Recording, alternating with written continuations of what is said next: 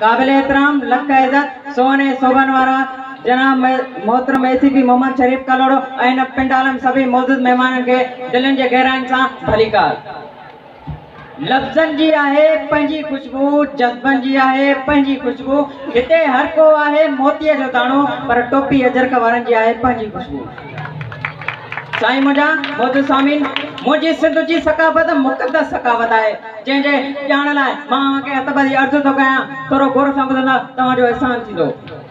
चाह सकाफ़त मुझो, चाह सकाफ़त मुझो, ईमान सकाफ़त मुझो। कोई मुखे इजाज़त ॾियो त मां पंहिंजे चाह ते ॻाल्हायां, मां पंहिंजे साह ते ॻाल्हायां, मां पंहिंजे पूरे ईमान ते ॻाल्हायां। साईं मुंहिंजा मौजूद सामीन, अॼु किन पिंडारा मौजूद शऊर ऐं सरशार अकुल ऐं इल्म जा आलम खणी हलंदड़ अशख़ास मौजूद आहिनि, जंहिंजे साम्हूं दलील ऐं दलाल शींहं जे कचकोड़ वांगुरु आवाज़ कंदे समुंड जे शोलनि वांगुरु पर लोर कंदे बाग़म बोलंदड़ बुलबुल जे लाट वांगुरु जॾहिं दुनिया जी तहज़ीब रेड़ियूं पाए हलंदी हुई, तॾहिं सिंध वासी टोपी अजरक पाए घुमंदा हुआ। साईं मुंहिंजा मौजूद सामीन, ही सिंधी टोपी मस्जिद जे महराब मिसल चवां, ही अजरक सिंध जो एहराब चवां, ही रिलीअ जाए निमाज़ चवां, ही अजरक जूं फुलड़ियूं मोहबत जी बूं चवां, ही रिलीअ ते टुकियल टुक गुलदाननि में गुल चवां, पोइ बि वधाउ न ईंदो। साईं मुंहिंजा मौजूद सामीन, अव्हांखे नेक रोशन कराईंदो हलां।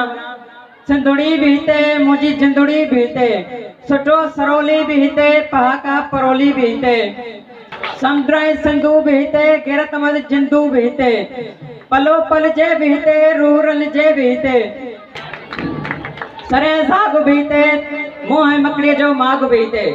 साईं मुंहिंजा मौजूद सामीन, मुंहिंजी सिंध जी सकाफ़त क़दीम ऐं अमीर सकाफ़त आहे, जंहिंजे अञा लाइ थोरो गौर सां ॿुधंदा साईं जन जो एहसान मंद रहंदो।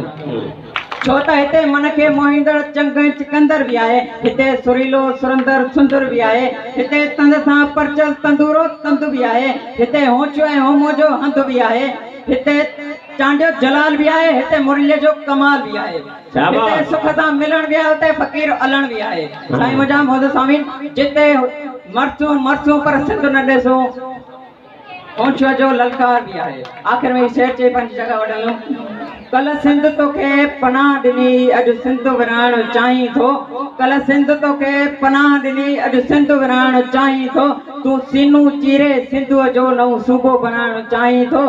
मां ॼाणा थो तूं मुनकिर आहीं मिटीअ जो, तूं मुंहिंजो थींदे कीअं भला, तूं मुनकिर आहीं मिटीअ जो, तूं मुंहिंजो थींदे कीअं भला, मूं महरम बणिजी मान ॾिनो, तूं वेरी बणिजी वेर कया, तूं कातिल आहीं क़ौम जो, तूं हथ कोट कटाइण चाहीं थो, हिन सिंध तोखे पनाह ॾिनी, तूं सिंध विराइण चाहीं थो।